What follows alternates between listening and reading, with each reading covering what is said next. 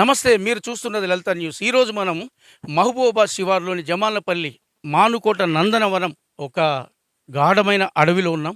దట్టమైన అడవిలో. ఈ అడవిలో సుమారు ఒక 100 మందికి పైచిలుకు మహిళా మనులు ఇక్కడ ఏం చేసిందంటే బ్రహ్మాండంగా వన సమారాధన కార్యక్రమం, అలాగే యోగా కార్యక్రమం, వనభోజన కార్యక్రమాన్ని కూడా ఇక్కడ బ్రహ్మాండంగా నిర్వహించుకున్నారు. ఇక్కడ పండగ వాతావరణం కనిపిస్తుంది. ఆహ్లాదకరమైన అడవి దృశ్యాలు, అలాగే వీరి సాంస్కృతిక కోలాట కార్యక్రమాలు, అలాగే చెట్టు నాటడం, అందరూ కలిసి సామూహికంగా భోజనం చేయటం, సహపంక్తి భోజనం చేయటం, ఇవన్నీ చూస్తుంటే నిజంగా ఈరోజు పండగ వాతావరణం కనిపిస్తుంది.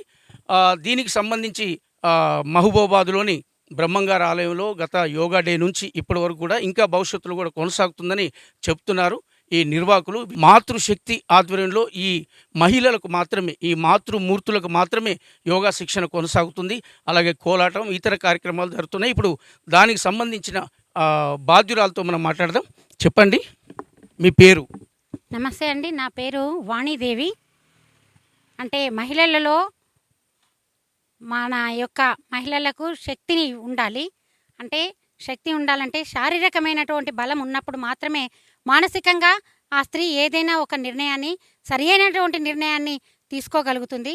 కాబట్టి మాతృశక్తి యొక్క ఉద్దేశం ఏంటంటే ప్రతి స్త్రీలో శారీరకంగా, మానసికంగా, అదేవిధంగా బౌద్ధికంగా అంటే బుద్ధి క్షమతను, బుద్ధి కుశలతను పెంచేటటువంటి కార్యక్రమము. అందులో భాగంగా యోగాని తీసుకోవడము బ్రహ్మంగారి గుడిలో జరుగుతుంది. వారి యొక్క శారీరక శక్తి ఈ రోజుల్లో చూసినట్టయితే ప్రతి స్త్రీ కూడా అనారోగ్యానికి గురవుతుంది. మరి అనారోగ్యంగా ఉన్నటువంటి స్త్రీ అనారోగ్యమైనటువంటి ఆలోచన చేస్తే వాళ్ళ సంతతి అంతా కూడా అనారోగ్యంగానే ఉంటుందనేటటువంటి ఉద్దేశంతో మరి మాతృశక్తి ఏం ఆలోచించిందంటే మా స్త్రీలందరికీ కూడా యోగా నేర్పించాలి, యోగా ద్వారా వాళ్ళందరినీ శక్తివంతులను చేయాలి. అసలు యోగా అంటే ఏంటి? యోగా అంటే ఏమిటి అంటే మనమందరం కూడా మన యొక్క ఆత్మని పరమాత్మలో చేరుకోవడమే భారతీయ సంస్కృతి యొక్క గొప్ప విశేషత. దానికోసము దీనికి కులము, మతము ఏదీ లేదు. కాబట్టి మనం ఏం చేయాలంటే మన శక్తితో మన యొక్క శక్తిని బయటికి తీసినప్పుడు మనము యోగా ద్వారా మరి శ్రీకృష్ణుడు, అలా గొప్ప గొప్ప మునులు, ఇవాళంతా ఈ దేశం యొక్క సంతతి అయినటువంటి గొప్ప సంతతి అంతా ఏం చేశారంటే యోగా ద్వారా వాళ్ళలో ఉన్నటువంటి శక్తిని, వాళ్ళలో నిముడీకృతమైనటువంటి పరాశక్తిని బయటికి తీశారు. అలాంటి పరాశక్తికి ప్రతిరూపమే స్త్రీ. ఎక్కడైతే స్త్రీలను పూజిస్తారో అక్కడే దేవతలు ఉంటారు. కాబట్టి అలాంటి స్త్రీ ఇవాళ సమాజంలో చూసినట్టయితే ఎన్నో అనవసరమైనటువంటి పనులు చేసి చాలా నీచమైనటువంటి స్థానానికి రోజు రోజుకు వెళ్ళిపోవడం, దిగజారడం చూస్తున్నాం. మరి అలాంటి స్థితికి ఏ స్త్రీ వెళ్ళకూడదనేటటువంటి ఉద్దేశంతో ఈ మాతృశక్తి మరి తన వంతు బాధ్యతను నిర్వహిస్తూ ఉంది. విశ్వ హిందూ పరిషత్ ఆధ్వర్యంలో ఇది జరుగుతుంది. ఓకే అమ్మా, ఇది బాగానే ఉంది. యోగా చేయటం వల్ల ఆరోగ్యం బాగుంటుంది, మహిళలకు కూడా రోగాల నుంచి నివారణ పొందే అవకాశం ఉంది. అయితే ముగ్గురు మహిళలు ఒక దగ్గర ఉంటేనే కష్టమయ్యే ఈ రోజుల్లో మరి ఇంతమంది మహిళల్ని ఒక తాటి మీదకి తీసుకొచ్చి, ఒక వేదిక మీద తీసుకొచ్చి ఇంత హ్యాపీగా వీళ్ళతోని డ్యాన్సులు చేయించి, కోలాటం వేయించి ఎట్లా సాధ్యమైంది మీకు? అంటే ఒకప్పుడు అంటే ఇది ఏం కష్టమైనటువంటిది కాదు. స్త్రీలే ముగ్గురు మాతలు కలిసి ఆదిశక్తి పరాశక్తిగా మరి ఆమె చూపించింది. అలాంటి భక్తులే వీళ్ళంతా. ఆ భక్తి భావన ఉన్నటువంటి వాళ్ళు మాత్రమే ఈ 3 శిఖలు కలిసి ఉంటాయి.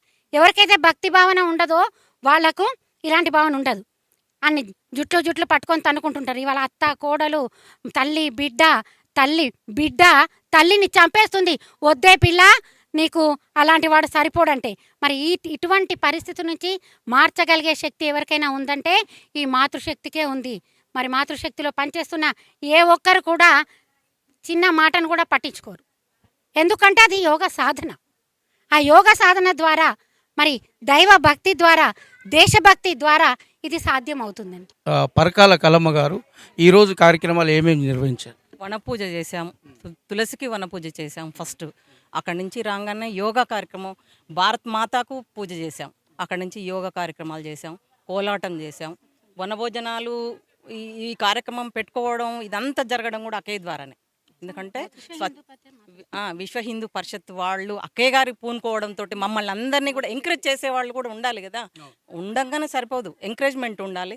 దానికంతా ముందుకు తీసుకువచ్చే మాకు ఛాన్స్ ఇచ్చింది కూడా అక్కయ్య గారే ఇచ్చిండ్రు. దానివల్ల మేమందరం కూడా వర్షాలు పడట్లేవు, రైతు పరంగా ఇబ్బందులు పడుతున్నారు. 2 months వర్షాలు లేవు.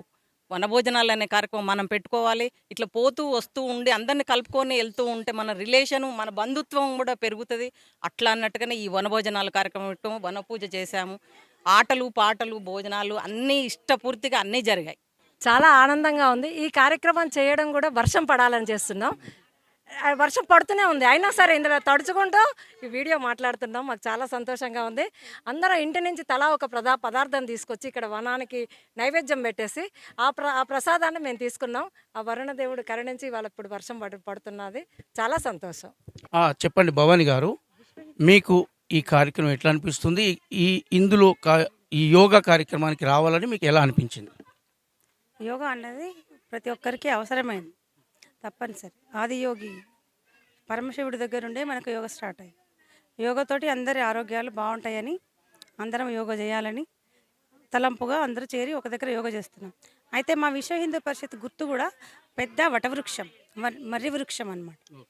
అంటే మర్రి వృక్షం అంటే అలాగే విస్తరించి విశ్వవ్యాప్తంగా విస్తరించే విధంగా ఉండే మర్రి వృక్షం అన్న దాన్ని ఉద్దేశంగానే మేము కూడా వనాలను ఎంకరేజ్ చేయడానికి భోజనాలు పెట్టి ప్రతి చెట్టుకు ప్రాణం ఉంది అని చెప్పడమే కాకుండా దానికి ప్రాణం ఉందని నిరూపించడానికి ప్రతి చెట్టుకు పూజ చేసి ప్రసాదాలు పెట్టి వాటిని గౌరవించి, మేము హిందువులం, ప్రతి వ్యక్తినే కాదు ప్రతి చెట్టులో కూడా మేము దేవుణ్ణి చూస్తాం, ప్రతి జీవిలో దేవుణ్ణి చూస్తాం.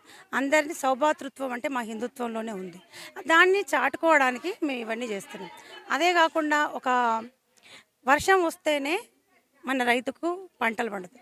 అవి ఎప్పుడు వస్తాయి? చెట్లకు పూజ చేస్తేనే చెట్లు మేఘాలను అడ్డుకుంటూనే వర్షం వస్తుంది. ఆ చెట్లు ఆనందంతో, ఒక శాస్త్రవేత్త చెప్పారు, ఒక చెట్టుతో మాట్లాడితే ఆ చెట్టు విపరీతంగా ఎదిగింది, ఒక దాంతో మాట్లాడకపోతే చనిపోయింది.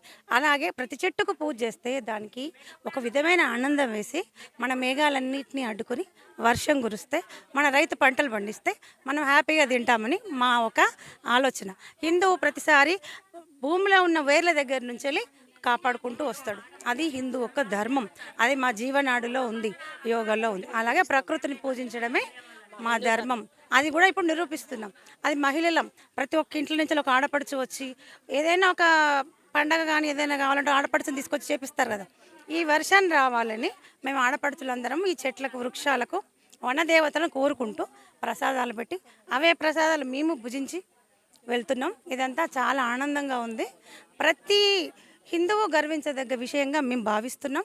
ప్రతి హిందువు చెప్పడమే కాదు చేస్తాడు అన్నది కూడా నిరూపించాం. ఇదంతా కూడా ప్రకృతిని ఆరాధించడం, వర్షాలు పడితే పంటలు పండుతాయి, మళ్ళీ మనమే సస్యశ్యామలమైన భారతదేశాన్ని చూడాలని మా ఆలోచన. రామరాజ్యం రావాలన్నది మా తాపత్రయం. జై శ్రీరామ్. చూశారు కదా, మాతృశక్తి అంటే విశ్వ హిందూ పరిషత్ ఆధ్వర్యంలో, మాతృశక్తి ఆధ్వర్యంలో గత నెల రోజులుగా యోగా కార్యక్రమాన్ని నిర్వహించుకుంటూ ఈరోజు బ్రహ్మాండమైన వన మహోత్సవ కార్యక్రమాన్ని కూడా నిర్వహించుకున్నారు. అలాగే యోగా ధ్యాన కేంద్రంలో ఖచ్చితంగా ఈ జమాలపల్లి నందనవనంలోని యోగా ధ్యాన కేంద్రంలో కూడా వారు చక్కగా అందరూ వచ్చి ఎవరి ఇళ్ళ నుంచి వారు భోజనాలు, రకరకాల రుచికరమైన వంటకాలు తెచ్చి ప్రసాదాన్ని భగవంతుడికి సమర్పించడమే కాకుండా వారంతా కూడా ఇక్కడ ఆటలు పాటలతో వనభోజనాలతో సంతోషంగా ఆనందంగా ఈ చక్కటి అటవీ దృశ్యాల మధ్యలో, అడవి అందాల మధ్యలో వారు ఈనాడు ఈ కార్యక్రమాన్ని విజయవంతంగా కొనసాగించారు. భవిష్యత్తులో కూడా వీరు మరెన్నో కార్యక్రమాలు నిర్వహించాలని, పట్టణంలో ఉన్న అనేక మంది మహిళలు ఏకం కావాలని, ఇంకా అనేక ప్రాంతాల్లో ఉన్న ఆడవాళ్ళంతా, మాతృశక్తులంతా ఒక శక్తిగా ఏర్పడాలని కోరుకుందాం. కెమెరామెన్ అరవింద్తో ప్రసాద్, లలిత న్యూస్. మరిన్ని అప్డేట్స్ కోసం మా ఛానల్ని సబ్స్క్రైబ్ చేయండి. ధన్యవాదాలు.